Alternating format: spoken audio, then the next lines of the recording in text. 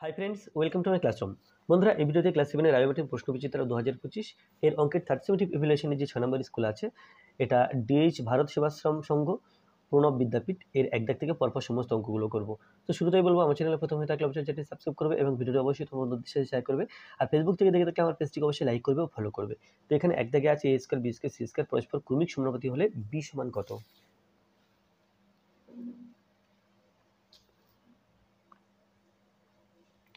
এ square B square C square ক্রমিক সমানুপাতি, তার মানে আমরা বলতে পারি A square by B square সমান B square by C square.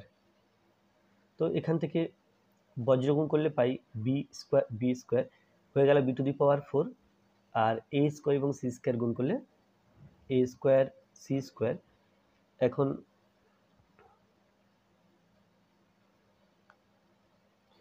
B to the power 4কে বি স্কোয়ার তার হোল স্কোয়ার লেখা যায়, আর এ স্কোয়ার সি স্কোয়ারকে এসি তার হোল স্কোয়ার লেখা যায়।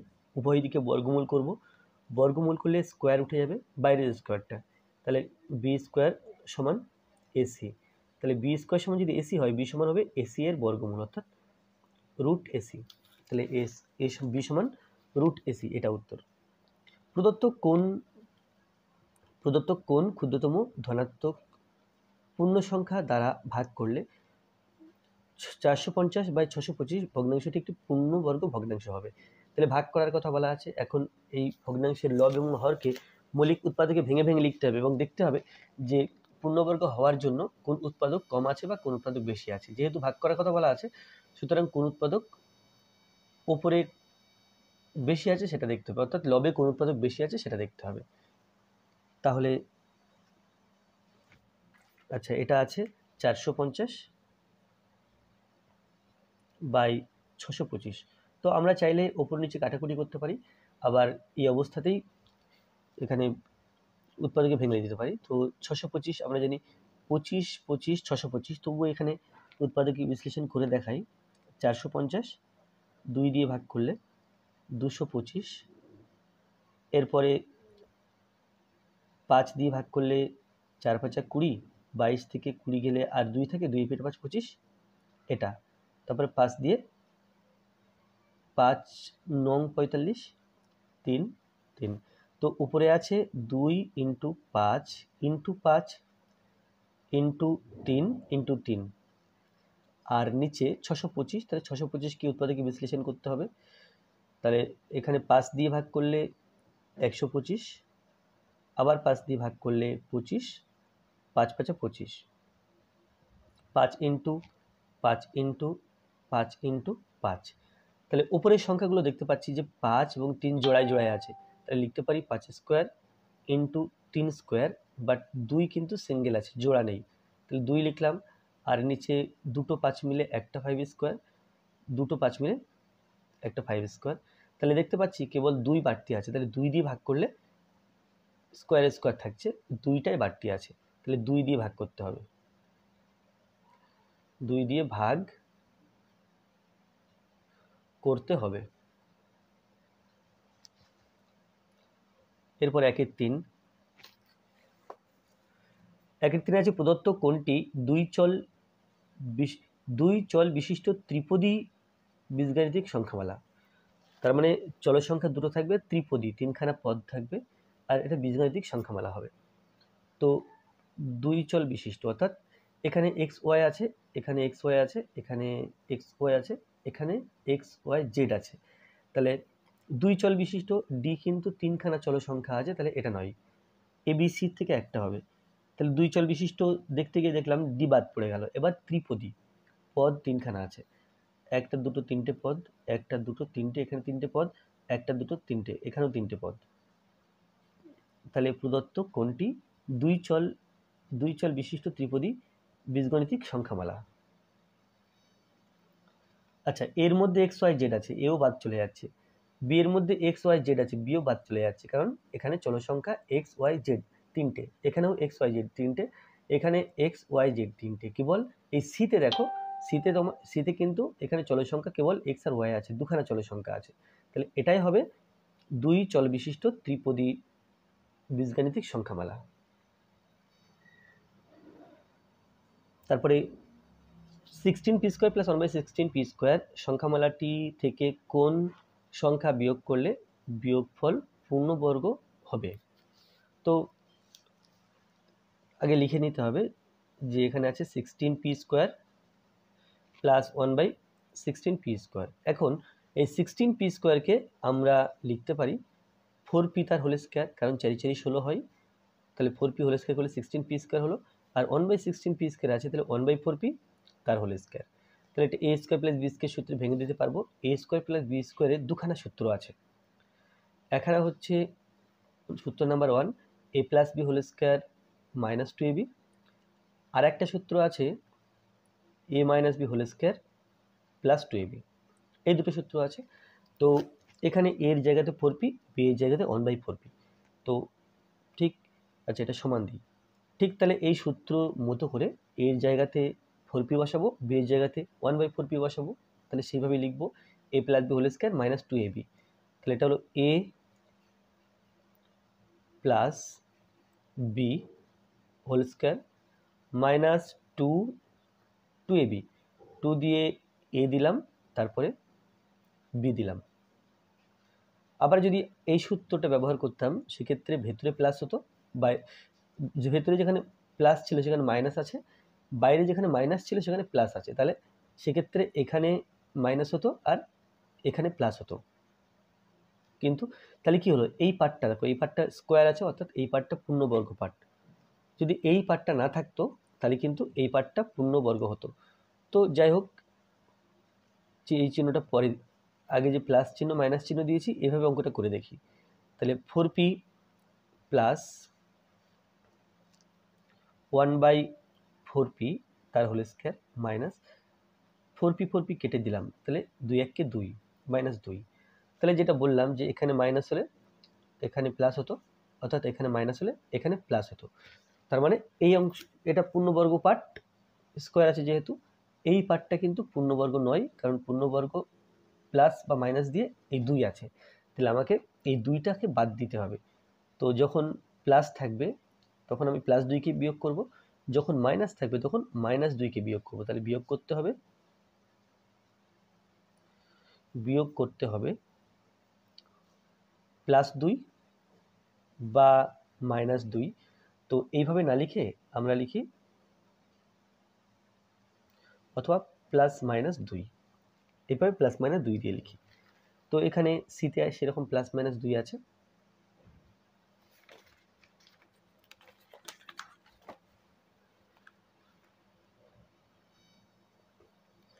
পাঁচে আছে প্রদত্ত কোন জ্যামিতিক চিত্রের রৈখিক প্রতিসম রেখা নেই কিন্তু 2 মাত্রার ঘূর্ণন প্রতিসাম্য আছে? ট্রাপিজিয়াম, বর্গক্ষেত্র, আয়তক্ষেত্র, সামান্তরিক। তাহলে রৈখিক প্রতিসম নেই কিন্তু 2 মাত্রার ঘূর্ণন প্রতিসাম্য আছে। তাহলে যে ছবিগুলো দাও প্রত্যেকটা ছবি আঁকতে হবে, একে তারপরে দেখতে হবে যে কোন প্রতিসাম্য রেখা আছে কি নেই। এখানে প্রথম ট্রাপিজিয়াম। তো ট্রাপিজিয়াম আমরা জানি যে এরকম দেখতে trapezium, A B C D. তাহলে এটা হবে না, কারণ এখানে রৈখিক প্রতিসাম্য রেখা নেই এবং 2 মাত্রার ঘূর্ণন প্রতিসাম্য নেই। এটা এ। তাহলে বি দেখি, বিতে আছে বর্গক্ষেত্র। বর্গক্ষেত্রে এটা একটা রৈখিক প্রতিসাম্য রেখা, কারণ এদিকটা একই রকম দেখতে। এটা একটা রৈখিক প্রতিসাম্য রেখা, উপরটা নিচেটা একই রকম দেখতে। এটা একটা রৈখিক প্রতিসাম্য রেখা, কারণ এই সাইডটা ওই সাইডটা একই রকম দেখতে। আবার এটাও একটা রৈখিক প্রতিসাম্য রেখা। এখানে অনেক রৈখিক প্রতিসাম্য রেখা আছে, কিন্তু প্রশ্ন বলা আছে রৈখিক প্রতিসাম্য রেখা নেই এরকম ছবি দেখতে হবে, তাহলে এটাও হবে না। এরপরে যদি সিতে আছে আয়তক্ষেত্র। যদি আমরা আয়তক্ষেত্র দেখি, এখানে দেখতে পাবো যে 1 এটা রৈখিক প্রতিসাম্য রেখা, 2 এটা রৈখিক প্রতিসাম্য রেখা আছে, তাহলে এখানে আয়তক্ষেত্রটা হচ্ছে না। এরপর ডিতে আছে সামান্তরিক।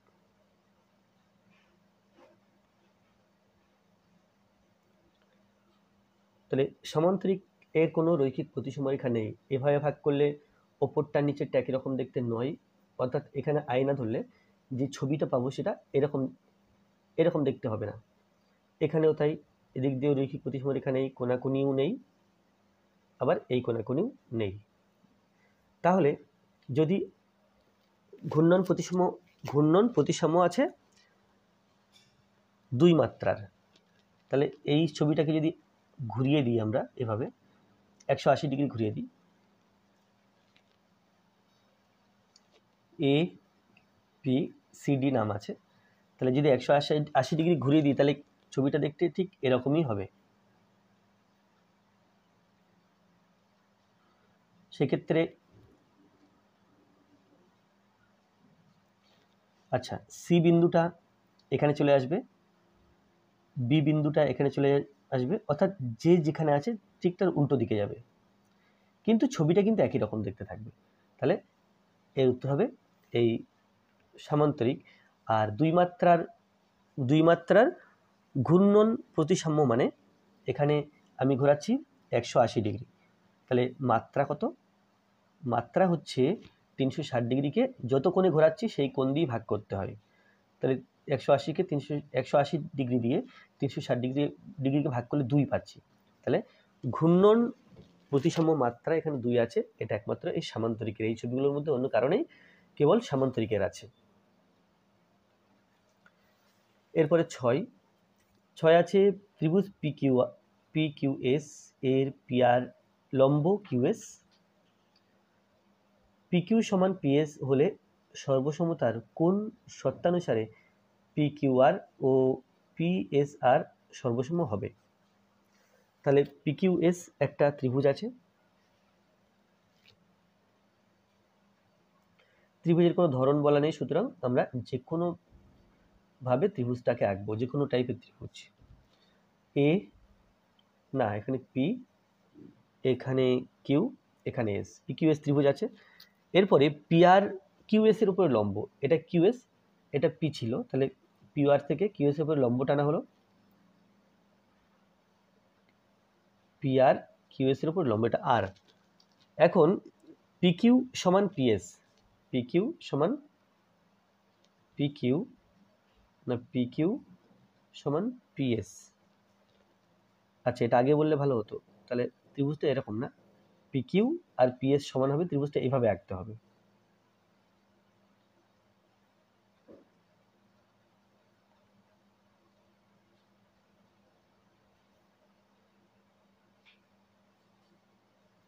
যাক, এখানে PQS, এই যে PQ আর PS বাহু দুটো পরপর সমান, P বিন্দু থেকে এই যে PR লম্ব টানা হলো। তাহলে ত্রিভুজ PQR অর্থাৎ এই দিকে ত্রিভুজটা, আর ত্রিভুজ PSR এই ত্রিভুজটা, এই দুটো ত্রিভুজ কোন শর্তে সর্বসম হবে সেটা বলতে হবে।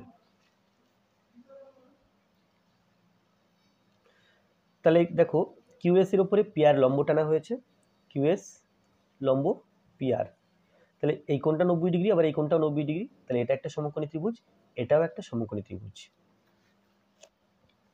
তো এর নাম PQR ত্রিভুজ, PQR ও ত্রিভুজ PRS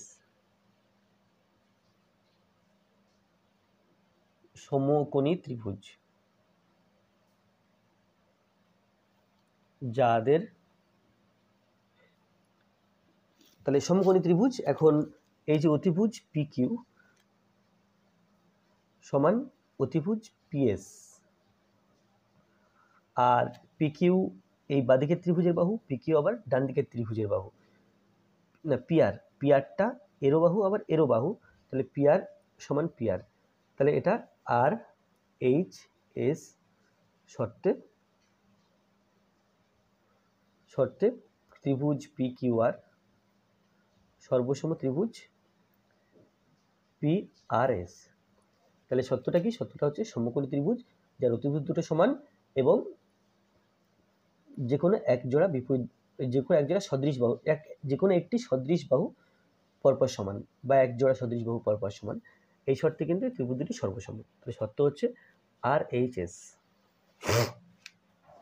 এটা হচ্ছে RHS। এটা দুই দাগে আছে 48.09 থেকে কোন দশমিক সংখ্যা বিয়োগ করলে বিয়োগফলের বর্গমূল 5.7 হবে। তাহলে বিয়োগফলের বর্গমূল যখন 5.7 হবে, বিয়োগফলটা কত সেটা বের করতে গেলে 5.7 কে বর্গ করতে হবে।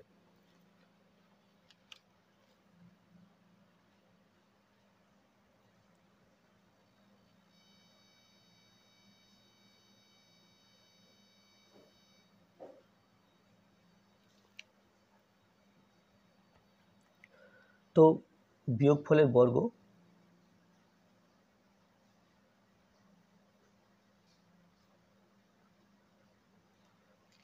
আচ্ছা, বিয়োগফলের বর্গ না, বিয়োগফলের বর্গমূল দেওয়া আছে, তাহলে বিয়োগফলটা পেতে গেলে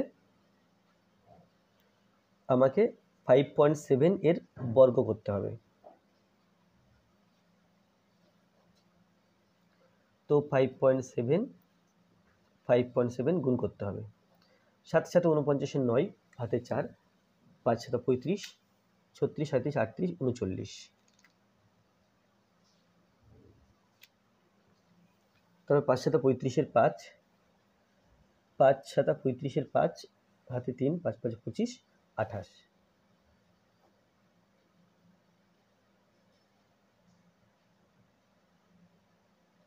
তাহলে এটা হলো সমান 33 4 9, একটা দুটো অঙ্কের আগে দশমিক, তাই এখানে দশমিক দিলাম। তাহলে এটা হলো বিয়োগফল। তাহলে 7 7 49 9 হাতে 4, 5 7 35 আর 4 39। তো এখানে 12 2 হ্যাঁ 32, এটা এলো। এখন এর থেকে কোন দশমিক সংখ্যা বিয়োগ করলে আমরা এটা পাবো, এটা বের করতে গেলে এর থেকে যে সংখ্যাটা পেলাম এখন এই সংখ্যাটা বিয়োগ করতে হবে। তাহলে এটা হচ্ছে, লিখব সংখ্যাটি হলো 48.09 মাইনাস 32.49। 48.09 থেকে বিয়োগ করতে হবে 32.49। তাহলে এটা শূন্য হলো, 4 আর 6 দিলে 10, হাতে 1, এটা 3 3 আর 5 দিলে 8, এটা 1।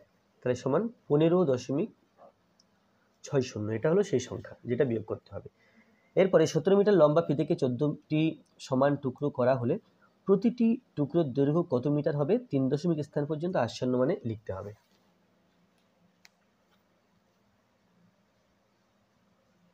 তাহলে প্রতি টুকরোর দৈর্ঘ্য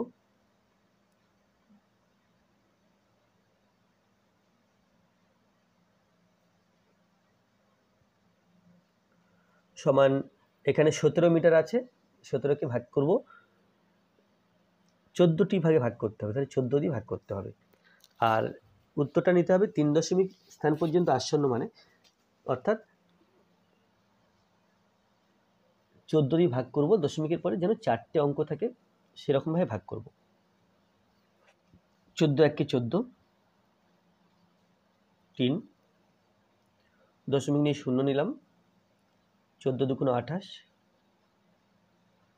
বিয়োগ করে 2 দশমিকের জন্য শূন্য নিলাম, 14 1 কে 14, বিয়োগ করে 6 দশমিকের জন্য শূন্য, 4 14 56,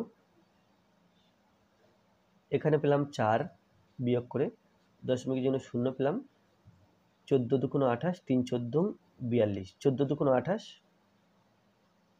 তাহলে এভাবে ভাগটা চলতে থাকবে। তো এখানে 2, এখানে 1, তাহলে দশমিকের পরে 1টা 2টো 3টে 4টে অঙ্ক পেয়েছি। তো এই যে 17/14 এটা সমান 3 দশমিক স্থান পর্যন্ত আসন্ন মান বলেছে, তাহলে দশমিকের পরে 1টা 2টো 3টে অঙ্ক রাখবো, 1.2 1 4, 2টা নেব না, আর 2টা যে এটা যদি 5-এর চেয়ে ছোট সেই জন্য 4টাকে 4 হিসাবে রাখবো। তাহলে এত মিটার। এখানে প্রায় কথাটা লিখবো না, কারণ 3 দশমিক স্থান পর্যন্ত আসন্ন মানের কথা বলা আছে, সেই জন্য প্রায় লিখবো না। আর যদি আসন্ন মান কথাটা না বলা থাকতো তাহলে কিন্তু আমাদের প্রায় লিখতে হতো।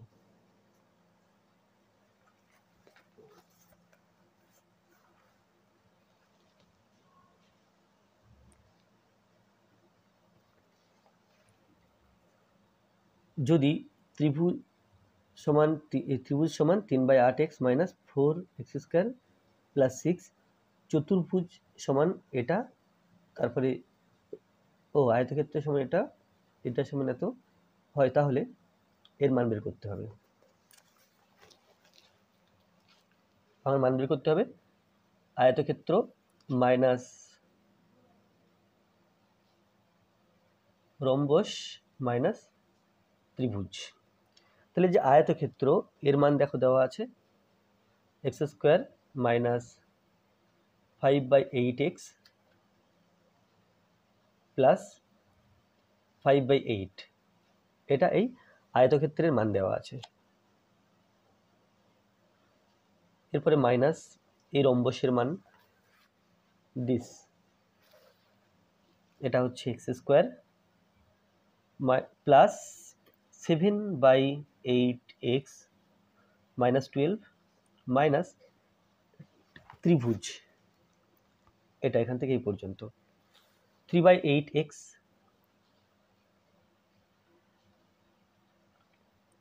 মাইনাস 4x² প্লাস 6, এটা অ্যাকচুয়ালি সরল করতে হবে।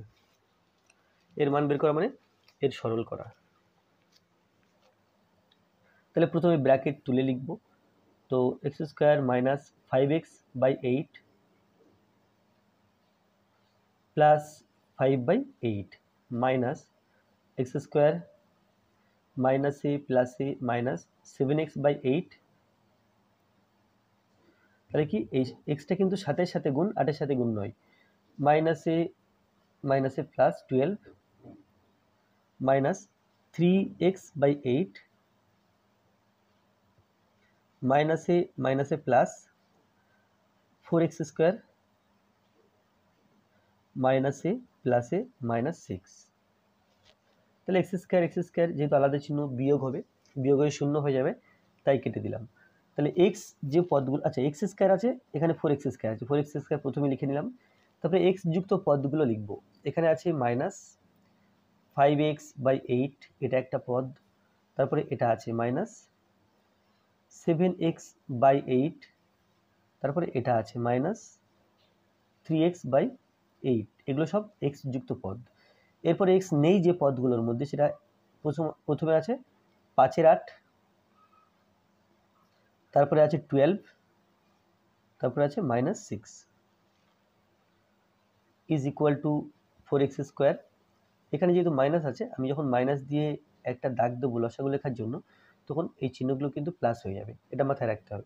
8 8 8 এর লসাগু 8, বা আমি এই দাগটাকে আরেকটু বাড়িয়ে দিতে পারি, না দরকার নেই, এই পর্যন্ত থাক। 8 8 দিয়ে 8কে ভাগ করলে 1 পাই, 1 দিয়ে 5x কে গুণ, এটা হলো 5x মাইনাস, না মাইনাসটা আগে দিয়েছি, তাহলে প্লাস 8কে 8 দিয়ে ভাগ করলে 1, এটা 7x, 1কে 7x, এটা প্লাস হয়ে যাবে 3x।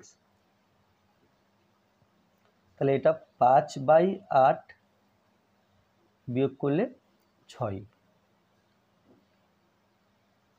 সমান 4x² মাইনাস 5x 7x, 7 5 12, 12 আর 3 15, তাহলে এটা হচ্ছে 15x/8 প্লাস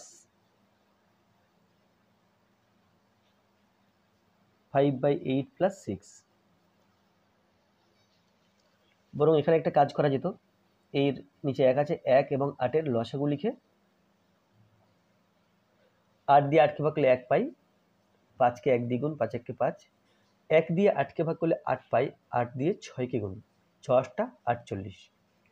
তাহলে পেলাম 4x² মাইনাস 15x/8 প্লাস, যোগ করলে 48 আর এদিকে 5, তাহলে 53/8, এটা উত্তর। নেক্সট আছে 2 এর 4।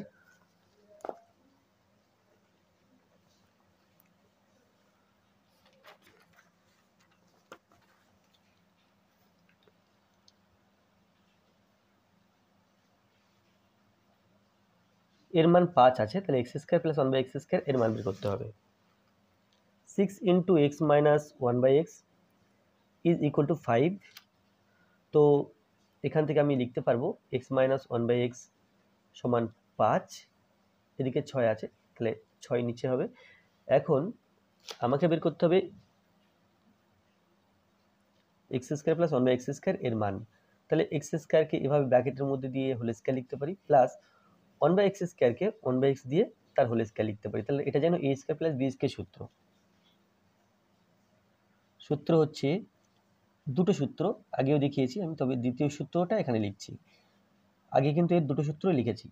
তো যাই হোক, এখানে a minus B whole square plus 2ab, a minus B whole square plus 2ab সমান x, x উপর নিচে কেটে দিলাম, তাহলে এখানে থাকবে 2 1 কে 2।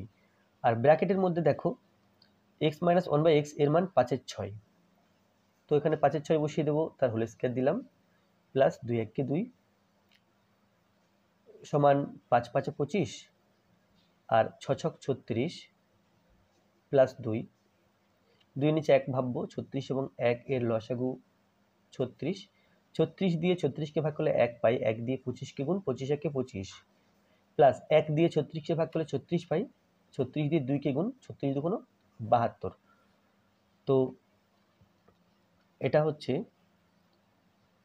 5 আর 2 7, 7 আর 2 9, এটা হচ্ছে 97/36। আর যদি আমরা মিশ্র ভগ্নাংশ করতে চাই তাহলে এখান থেকেই বলা যেত, এখান থেকে 2 পূর্ণ 25/36, তাহলে এখান থেকে এটা উত্তর লিখতে পারি বা আমরা এটা উত্তর লিখতে পারি।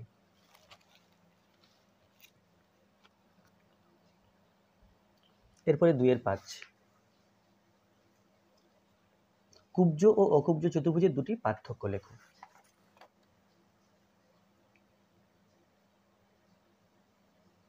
কুব্জ চতুর্ভুজ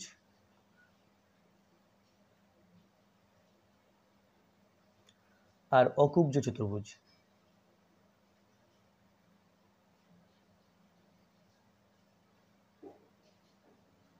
মানে কুব্জ চতুর্ভুজ কাকে বলে আর অকুব্জ চতুর্ভুজ কাকে বলে? কুব্জ চতুর্ভুজ হচ্ছে যে চতুর্ভুজের কর্ণ দুটি চতুর্ভুজের মধ্যে থাকে তাকে কুব্জ চতুর্ভুজ বলে। এর কর্ণ দুটি চতুর্ভুজের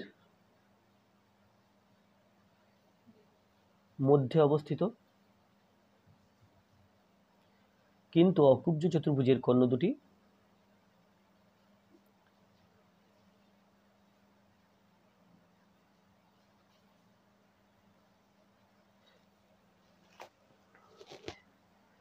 কিন্তু অকুব্জ চতুর্ভুজের কর্ণ দুটি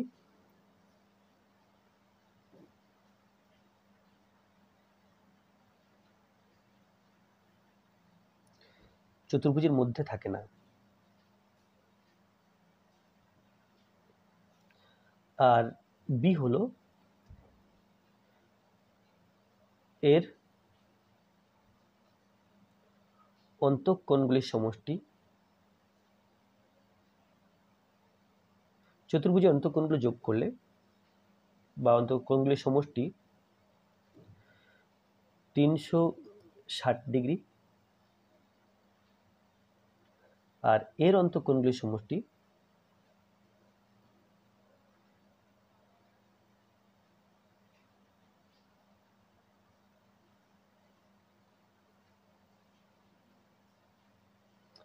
360 ডিগ্রি নয়।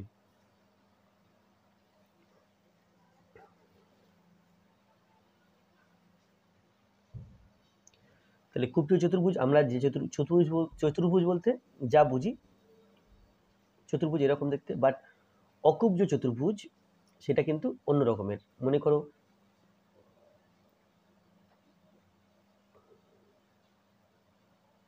এই যে চতুর্ভুজটা, এটা কিন্তু অকুব্জ চতুর্ভুজ। যেমন এখানে যদি নাম দিই এ বি সি ডি, আর এখানে যদি নাম দিই এ বি সি ডি,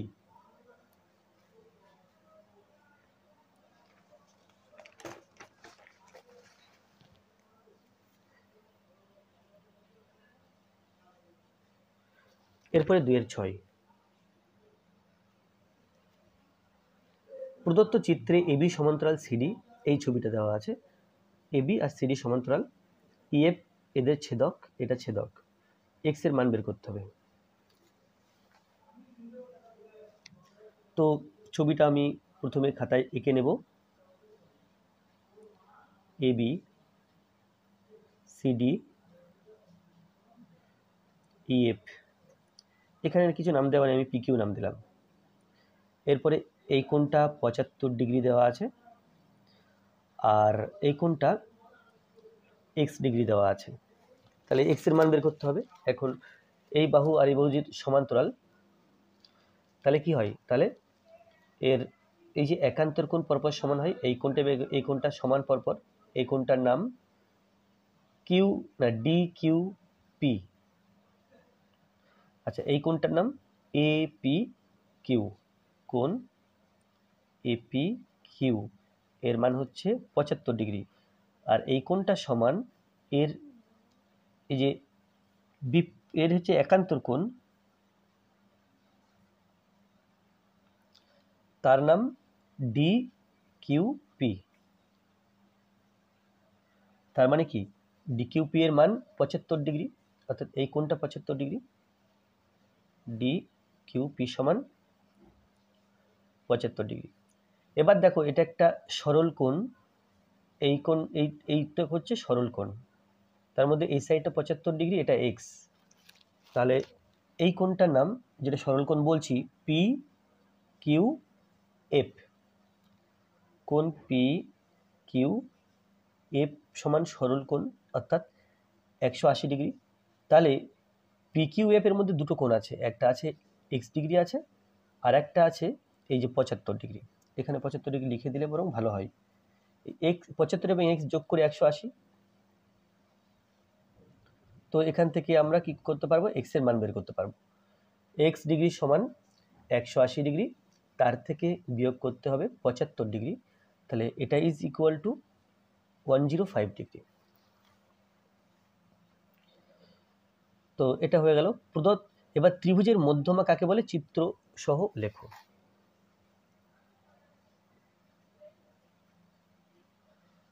ও এটা ছিল 7-6 বি, আর এটা ছিল 7-6 এ, মধ্যমা।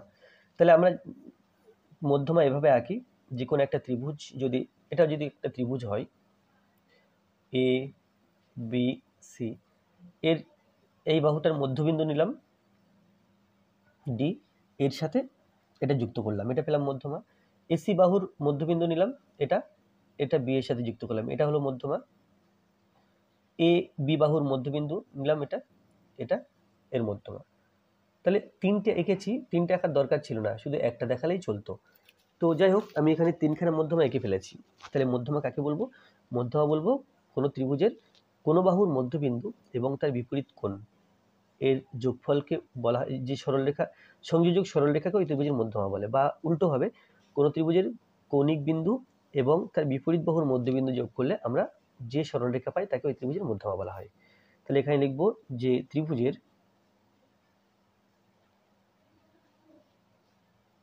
কোনো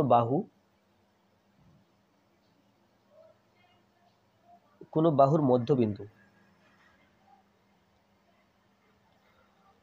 ও তার বিপরীত কোণ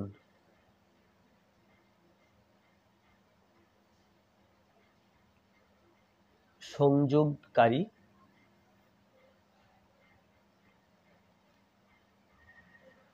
সরল রেখাকে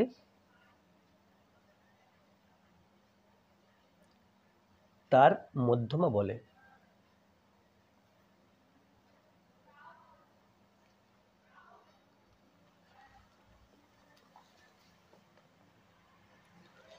তারপরে আছে একটি নির্দিষ্ট সামান্তরিক অঙ্কন করতে কমপক্ষে কি কি তথ্য জানা দরকার।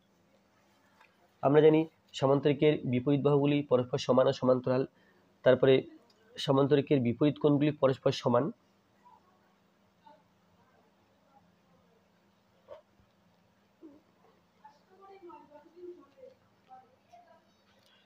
তো সামান্তরিকের যে এরকম দেখতে সামান্তরিক, এখন সামান্তরিকের এই যে বিপরীত বাহুগুলো পরস্পর সমান কিন্তু পাশাপাশি দুটো বাহু সমান নয়, এদের সন্নিহিত বাহু বলে। তাহলে এই বাহু দুটোর মাপ বলে দিলে এবং এর মাঝখানে কোণ বলে দিলে আমরা কিন্তু সামান্তরিক আঁকতে পারবো। তাহলে একটা কি হবে, দুটি সন্নিহিত বাহু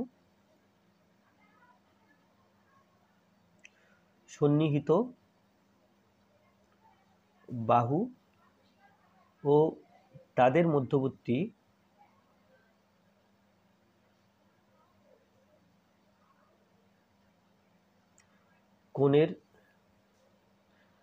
মধ্যবর্তী কোণের মান, আচ্ছা তাহলে তাদের মধ্যবর্তী কোণের মান দেওয়া থাকলে বা জানা থাকলে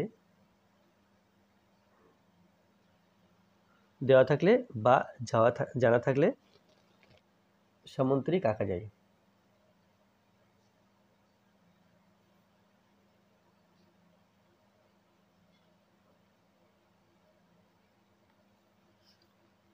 দুইয়ের সাতের বি,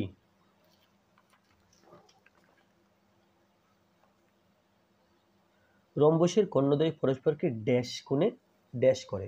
তাহলে এটা হবে সমকোণে একটা সমদ্বিখণ্ডিত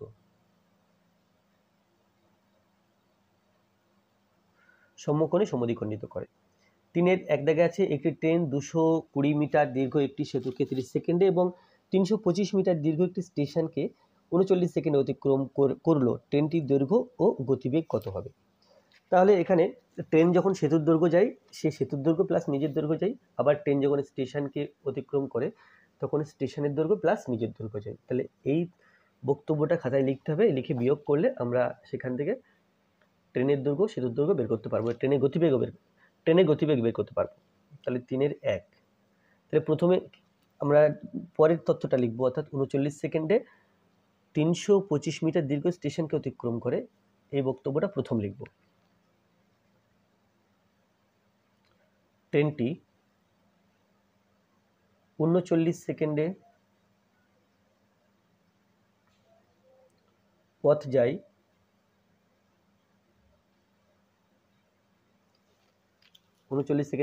সমান, এখানে আছে কত, 325 মিটার প্লাস ট্রেনের দৈর্ঘ্য,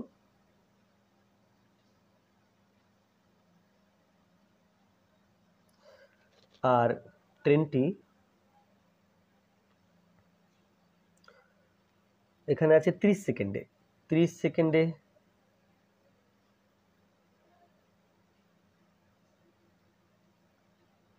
পথ যায় সমান, এখানে আছে 220 মিটার দীর্ঘ সেতু,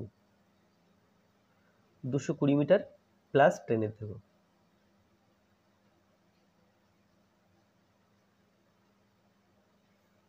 এরপরে বিয়োগ করে দেব।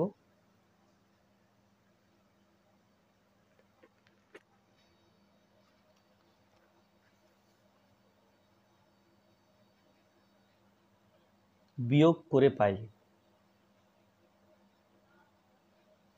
তাহলে 39 থেকে 30 বিয়োগ করব, 325 থেকে 220 বিয়োগ করব, আর ট্রেনের দৈর্ঘ্য থেকে ট্রেনের দৈর্ঘ্য বিয়োগ করব। তাহলে এটা সেম জিনিস, কেটে দিলাম।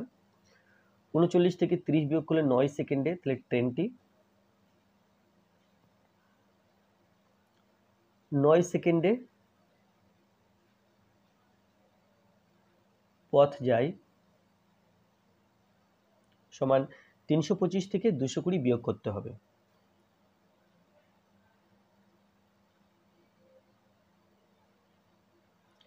এটা হলো 5, এখানে হলো 0 আর এটা 1, তাহলে 105 মিটার। এই পথ ট্রেন 9 মিনিটে যাচ্ছে। এখন আমাকে কি করতে হবে, ট্রেনের দৈর্ঘ্য আর ট্রেনের গতিবেগ বের করতে হবে। তাহলে ট্রেনের গতিবেগ এখান থেকেই বের করতে পারবো, কারণ 1 ঘন্টায় কত পথ যাই বের করতে পারলে আমরা ট্রেনের গতিবেগ পাবো। তো 1 ঘন্টা মানে 3600 সেকেন্ড, এখানে 9 সেকেন্ডে কত পথ যায় বলা আছে, তাহলে 1 সেকেন্ডে পথ যাবে আরও কম যাবে, 105 যাবে না, সেক্ষেত্রে 100, সেই জন্য 9 দিয়ে ভাগ করব। আর ট্রেনটি 3600 সেকেন্ডে কত পথ যাবে, এটা মানে 1 ঘন্টা কিন্তু। তাহলে এটা হচ্ছে 105 ইন্টু 3600 বাই 9 মিটার। তাহলে 4 নং 36, 4 00 বসিয়ে দিলাম। তো এখানে 105 আছে, 4 দিয়ে গুণ করলে 420, শূন্য দুটো পরে দিই, শূন্য দুটো আগে দিয়ে দিলাম, দুটো শূন্য দিয়ে দিলাম। 4 5 20 শূন্য, হাতে 2, 4 0 0 আর 2, 4 1 4। তাহলে এটা হলো 42,000 মিটার। আর যদি কিলোমিটারে করি এটা হচ্ছে 42 কিমি, কারণ 1000 দিয়ে ভাগ করলে আমরা কিলোমিটার পাই। তো ট্রেনটির গতিবেগ হলো 42 কিমি পার ঘন্টা। অতএব ট্রেনটির গতিবেগ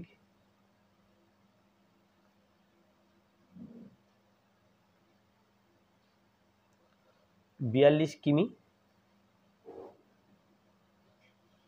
পার ঘন্টা, এটা হচ্ছে ট্রেনটির গতিবেগ। এরপরে আমাকে ট্রেনের দৈর্ঘ্য বের করতে হবে। তো ট্রেনের দৈর্ঘ্য এর মধ্যে আছে, এই 39 সেকেন্ডে যে পথ যায় তার মধ্যে ট্রেনের দৈর্ঘ্যও আছে।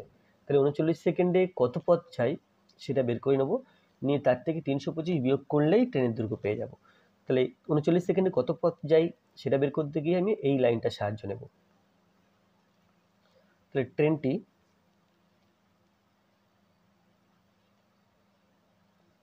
9 সেকেন্ডে পথ যায় 105 মিটার।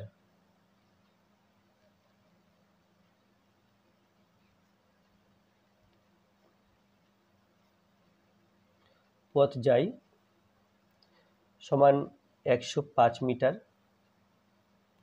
তাহলে আমাকে বের করতে হবে 39 সেকেন্ডে কত পথ যায়। ট্রেনটি 1 সেকেন্ডে পথ যায় সমান 105 বাই 9 মিটার। ট্রেনটি 39 সেকেন্ডে পথ যায় সমান 105 ইন্টু 39 বাই 9 মিটার। 3 দিয়ে কাটাকুটি করলে 3 3 9, এটা 3 13 39, 3 দিয়ে 105কে কাটা যায়, 3 35 105। তাহলে 13 এবং 35 গুণ করতে হবে। 3 5 15, 5 হাতে 1, 3 3 9 1 10, 5 1 5, 3 1 3। তাহলে এটা হলো 5 5 4, তাহলে সমান 455। তাহলে এই দূরত্ব 39 সেকেন্ডে ট্রেনটি যাচ্ছে। এর মধ্যে কি কি আছে, এর মধ্যে আছে 350 মিটার সেতু এবং ট্রেনের দৈর্ঘ্য। তাহলে এর থেকে 350 বিয়োগ করলে ট্রেনের দৈর্ঘ্য পাবো। অর্থাৎ ট্রেনের দৈর্ঘ্য সমান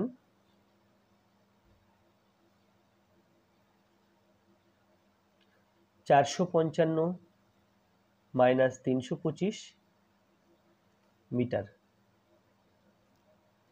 এর থেকে 325 বিয়োগ করে নিই, 0 2 আর 3 দিলে 5 1। তাহলে ট্রেনের দৈর্ঘ্য হচ্ছে 130 মিটার। তাহলে এটা হলো ট্রেনের দৈর্ঘ্য আর এটা হলো ট্রেনের গতিবেগ। 12 মিটার দীর্ঘ, 8 মিটার প্রশস্ত ও 10 মিটার উঁচু একটি ঘরের প্রত্যেকটি 6 মিটার ইন্টু 4 মিটার মাপের দুটি দরজা এবং প্রত্যেকটি 5 মিটার ইন্টু 3 মিটার মাপের 4টি জানালা আছে। প্রতি বর্গমিটার 15.25 টাকা হিসাবে ওই ঘরের 4 দেয়াল 15.25 টাকা হিসাবে ওই ঘরের দেয়াল 4টি চুনকাম করতে কত খরচ হবে। তাহলে কি 4 দেয়ালের ক্ষেত্রফল বের করতে হবে, কিন্তু তার থেকে এই দরজা বাদ দিতে হবে এবং জানালা বাদ দিতে হবে। দরজা কটা আছে, এখানে একটি ঘরে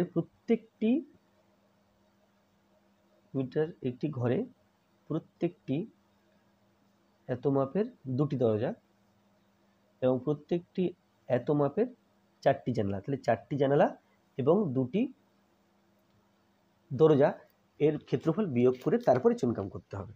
তাহলে প্রথমে কাজ হবে 4 দেয়ালের ক্ষেত্রফল বের করে নেওয়া, তারপরের কাজ হবে দরজার ক্ষেত্রফল ও জানালার ক্ষেত্রফল বের করে সেটা ওর থেকে বিয়োগ করা। তাহলে এখানে লিখে নেব যে ঘরের দৈর্ঘ্য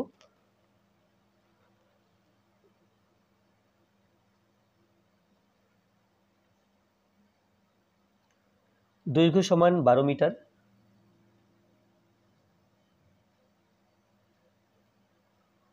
প্রস্থ সমান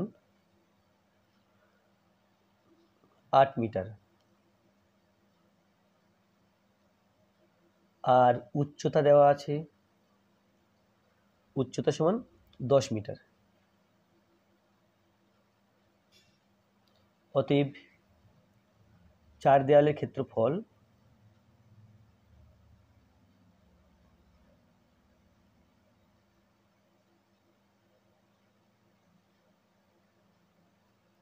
সমান 2 ইন্টু দৈর্ঘ্য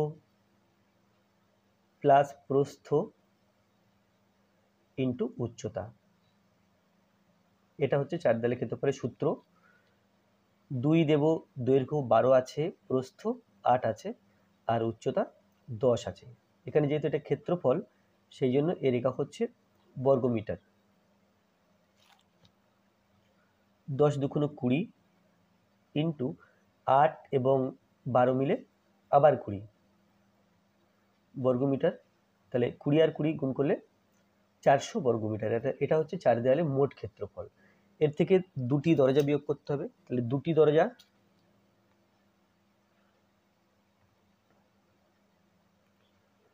দরজা ও 4টি জানালার মোট ক্ষেত্রফল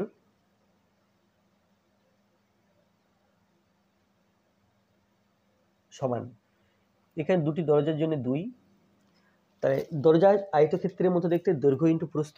তাহলে দৈর্ঘ্য প্রস্থ প্রশ্নের মধ্যেই বলা আছে 6 ইন্টু 4 মিটার। তাহলে এখানে 6 ইন্টু 4 দিলাম,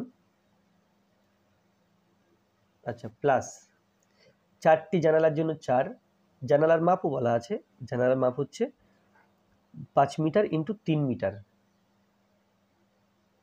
এই তাহলে দুটো তাই 2 দিয়েছি, এখানে 4টে তাই 4 দিয়েছি, এখানে হবে বর্গমিটার।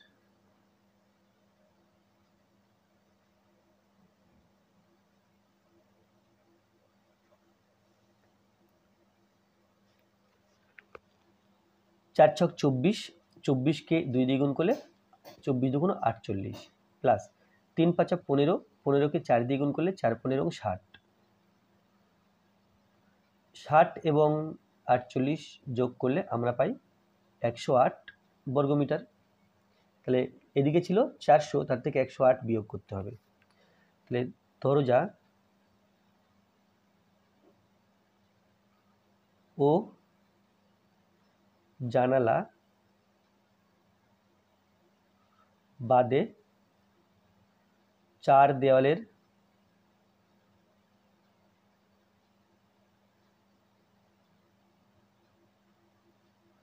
ক্ষেত্রফল সমান 400 থেকে বিয়োগ করতে হবে 108 বর্গমিটার।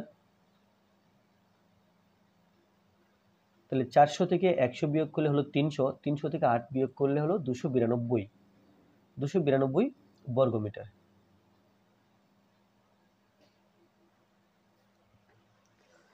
তাহলে এই যে বর্গমিটার আছে, প্রতি বর্গমিটার 15 টাকা 25 পয়সা হিসেবে চুনকাম করতে হবে।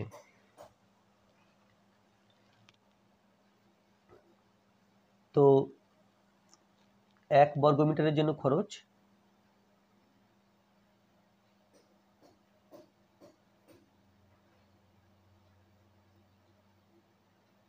খরচ সমান 15.25, মানে 15 টাকা 25 পয়সা, 15.25 টাকা।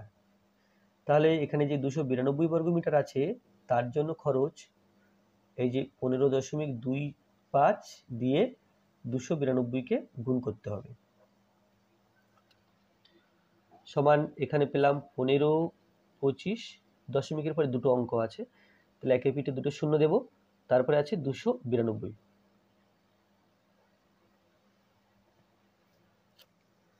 তো 2 দিয়ে কাটাকুটি করলে এখানে পাচ্ছি 50 আর 292, তো এখানে 2 এর হাফ 1, 2 এর হাফ 1, 9 এর হাফ 4, 1 আছে এখনো, 4 2 8, 12, 6। আবার 2 দিয়ে কাটাকুটি করলে 25 পাচ্ছি, আর এখানে 2 দিয়ে কাটাকুটি করলে 14 এর হাফ 7 আর 6 এর হাফ 3, 73 হয়েছে। এরপরে 25 দিয়ে 15 25 এবং 25, 5 5 25, আর এটা 5 দিয়ে 3 5 15, 5 5 25, 305, 305 5 দিয়ে কাটা যাবে, 30 আছে, 5 6 30 আর 5 1 5, মানে 61 হলো। তাহলে এদিককার 73 আর 61 গুণ করতে হবে।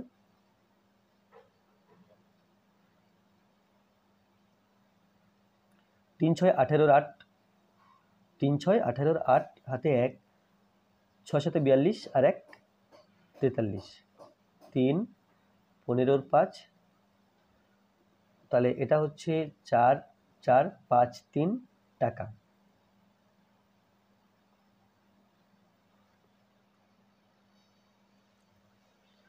নেক্সট আছে √15 এর 2 দশমিক স্থান পর্যন্ত আসন্ন মান নির্ণয় করো। এই আসন্ন মানের বর্গ করে ওই বর্গ 15 এর চেয়ে কত কম বা বেশি তা নির্ণয় করো। তাহলে √15 এর 2 দশমিক স্থান পর্যন্ত আসন্ন মান বের করতে হবে।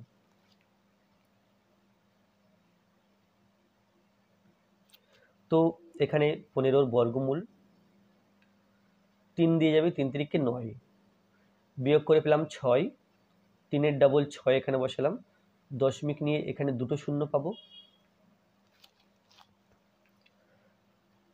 তাহলে এখানে যদি 1 দিই এটা 61, 9 দিই 6 নং 54।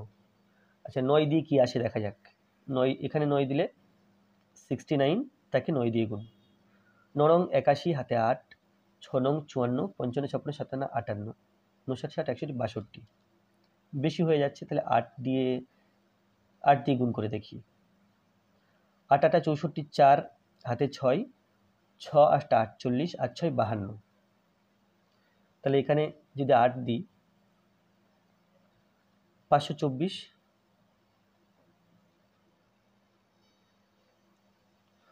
4 আর 6 দিলে 10, হাতে 1, 3 3 আর 7 দিলে 10, হাতে 1, এটা হয়ে গেল 6, 6 আর 0 দিলে 6।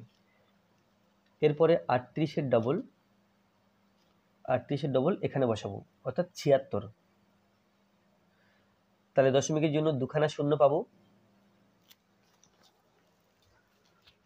তো এখানে যেহেতু 76 আছে, এখানে যদি 9 দিই 7 6 9 9, 9 নং 81 1, হাতে 8, 6 নং 54, 54 আর 8 আছে, তাহলে 62 2, 54 আর 8 62, 62 2 হাতে 6, 7 নং 63, 64 65 66 67 68 69।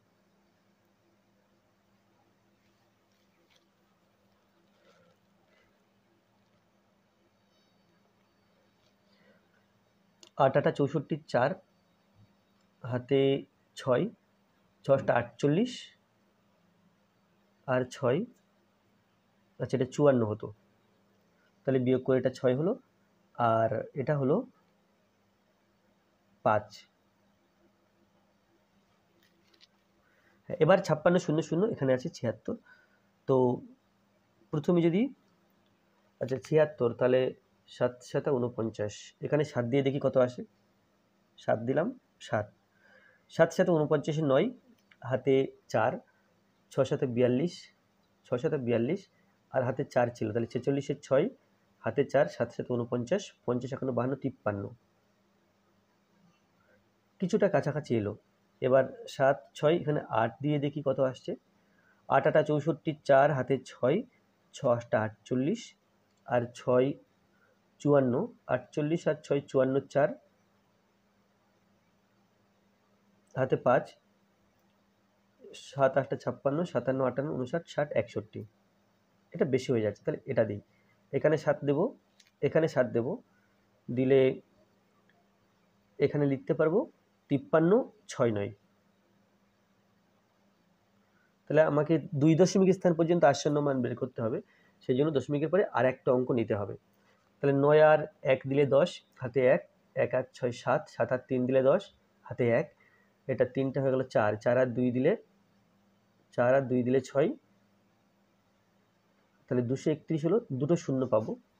এরপরে 287 এর ডবল এখানে বসাবো, 287, 7 দুগুণে 14, 4, 8 দুগুণে 16 আর 1 17, হাতে 1, 2 দুগুণে 4 1 5, তাহলে এটা হলো 5 7 4। এখন আমরা ভাবতে পারি এটা 6000 আর এটা 23000, তাহলে 4 ছক 24, এখানে 4 দিয়ে দেখা যায় কত আসছে, 4 দিয়ে দিলাম, 4 4 16, 6 হাতে 1, 4 4 16 আর 1 17, 7 হাতে 1, 4 7 28 আর 1 29 9 হাতে 2, 4 5 20 আর 2 22, এটা আসছে। আর যদি 5 দিয়ে দিই, 5 5 25 এর 5, 5 5 25 এর 5 হাতে 2, 4 5 20 আর 2 22, 4 5 20 আর 2 22 হাতে 2, 5 7 35 আর 2 37 এর 7 হাতে 3, 5 5 25 আর 3 28, তো এখানে 4 দিতে হবে। আর এখানে হবে 2 2 9 7 6, তাহলে এই পর্যন্ত থাক। 6 আর 4 দিলে 10, হাতে 1, 8, 8 আর 2 দিলে 10, হাতে 1 10, 10 আর 1 দিলে 11, 10 আর 1 দিলে 11, হাতে 1, বাস, তাহলে 124। আমাদের এখানে এলো 3.874, তাহলে √5 √15 এর 2 দশমিক স্থান পর্যন্ত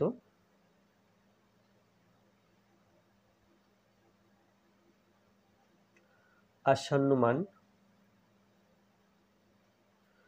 সমান 3.87। পরের সংখ্যাটা 4 আছে, 4 যেহেতু 5-এর চেয়ে ছোট, তাই এটা 8 7কে 7 হিসাবে রাখবো, 7কে 1 বাড়িয়ে 8 করব না। তাহলে আমরা বলতে পারি যে 15 বর্গমূল সমান 3.87।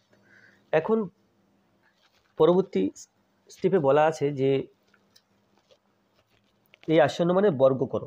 তাহলে 15 বর্গমূল যখন এটা, এর বর্গ করলে 15 হওয়ার কথা, দেখি 15 আসছে কিনা। 3.87 এর বর্গ সমান 3.87 তার হোল স্কয়ার, বা আমরা লিখতে পারি 3.87 ইন্টু 3.87। তাহলে গুণ করে বসাতে হবে কত হচ্ছে, 3.87 3.87, 7 7 7 49 9 হাতে 4, 7 8 56 আর 4 60, না 56 আর 4 60, হ্যাঁ 60 এর 0 হাতে 6, 3 7 21, 21 আর 6 27, 7 7 49 9 হাতে 4, 4 7 28, না 7 8 56, 60 হাতে 6, 21 27, ঠিক আছে। 8 দিয়ে 7 8 56 6 হাতে 5, 8 8 64 65 66 67 68 69, 69 এর 9 হাতে 6, 3 8 24, 25 26 27 28 29 30, এবার 3 দিয়ে 3 7 21 এর 1 হাতে 2, 3 8 24 আর 2 26 হাতে 2, 3 3 9 2 11, এটা হচ্ছে 9 6 10 আর 7 17, 8 রেখে 9 4 1, তো এটা হলো সমান 1 4 9 1 4 9 7 6 9, এটা এলো একটা দুটো তিনটে চারটে, চারটে অঙ্কের আগে দশমিক, একটা দুটো তিনটে চারটে, এখানে দশমিক, তাহলে 14.96769, এটা এলো। তাহলে এটা কিন্তু 15 এলো না, 15 বর্গমূল করে আমরা এটা পেয়েছি, এর বর্গ করে 15 পেলাম না, 15-এর চেয়ে একটু কম পেলাম। কম কেন পেলাম, তার কারণ হলো আমরা এই বর্গমূলটা কমপ্লিট করিনি, 3 দশমিক স্থান পর্যন্ত মোটামুটি মান নিয়েছি বা আসন্ন মান নিয়েছি। তাহলে এখন কি করতে হবে, এটা 15 থেকে কত ছোট সেটা বের করতে হবে।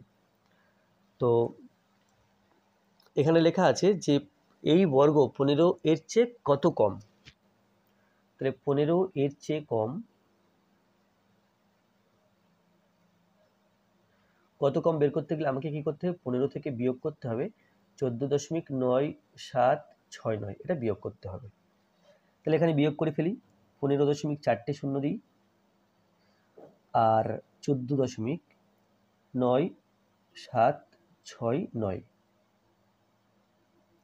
9 আর 1 দিলে 10, হাতে 1 হয়ে গেল 7, 7 আর 3 দিলে 10, হাতে 1 হয়ে গেল 8, 8 আর 2 দিলে 10, হাতে 1 হয়ে গেল 10, 10 আর 0 দিলে 10, হাতে 1, এটা হয়ে গেল 5, 5 আর 0 দিলে 5, তাহলে এটা হচ্ছে 0.0231, তাহলে 15 হচ্ছে এই সংখ্যাটা এতটা ছোট, তাহলে এটা হলো, আচ্ছা এটা 3 দাগ হয়ে গেছে।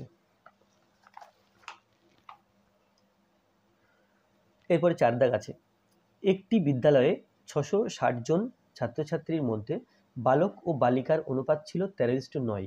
কিছুদিন পরে 30 জন বালিকা বিদ্যালয়ে ভর্তি হলো এবং কিছু বালক বিদ্যালয় ছেড়ে চলে গেল। এতে বালক ও বালিকার অনুপাত 6:5। কতজন বালক বিদ্যালয় ছেড়ে চলে গেল? তাহলে এখানে আমরা এক্স ধরে অঙ্কটা খুব সুন্দরভাবে করতে পারি, আবার এক্স না ধরেও করা যায়। তো এখানে কি আছে, এখানে আছে এতজন, তাহলে এই এতজনের মধ্যে কতজন বালক আছে এবং কতজন বালিকা আছে সেটা বের করে নিতে হবে প্রথম। আচ্ছা আমি এক্স না ধরেই করছি। তো 660 জনের মধ্যে কজন বালক আছে এবং কতজন বালিকা আছে সেটা বের করতে হবে।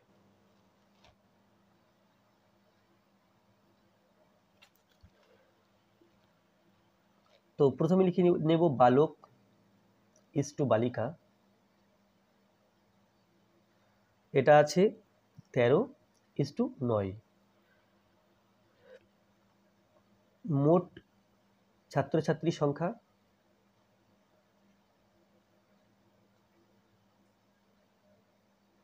সমান 660 জন, অতএব বালকের সংখ্যা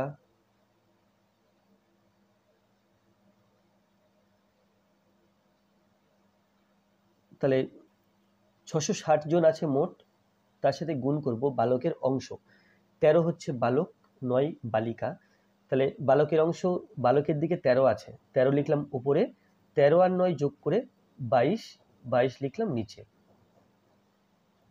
এতজন। তাহলে 22, 3 22 66, 3 0 30 হলো, আর 3 13 39 অর্থাৎ 390 জন। তো এটা পেলাম কি, এটা পেলাম বালকের সংখ্যা ও বালিকার সংখ্যা,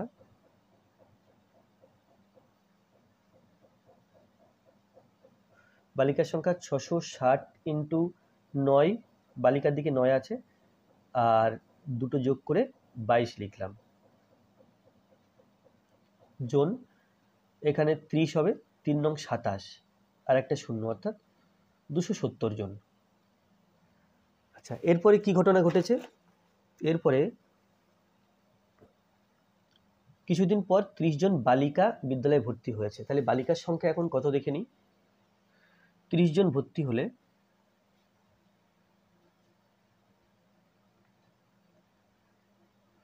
বালিকার সংখ্যা হয়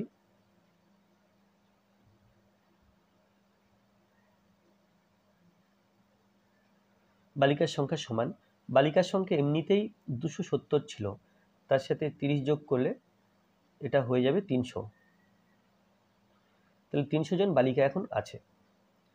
আর বালক বালিকার অনুপাত আছে দেখো এখানে 6:5, তাহলে এখানে নিচে লিখব বর্তমানে মানে এখন বালকের সংখ্যা বাই বালিকার সংখ্যা।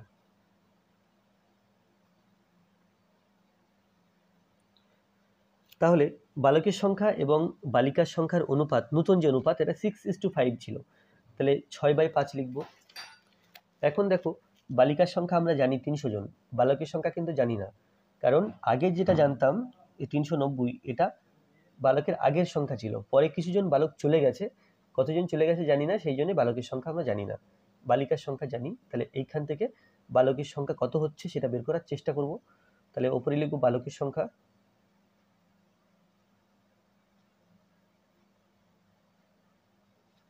বাই বালিকার সংখ্যা আছে 300 জন সমান 6/5। তাহলে এখান থেকে বলতে পারি বা বালকের সংখ্যা সমান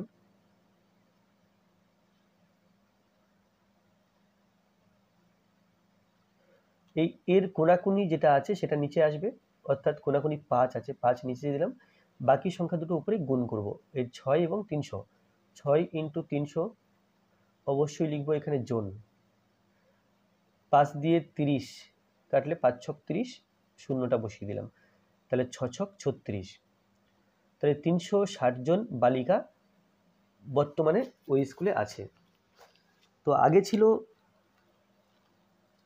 390 জন, এখন হিসাব করে পাচ্ছি 360 জন। তার মানে কি হলো, 30 জন চলে গেছে।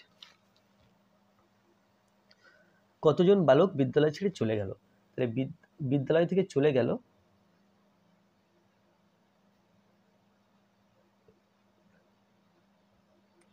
চলে যাওয়া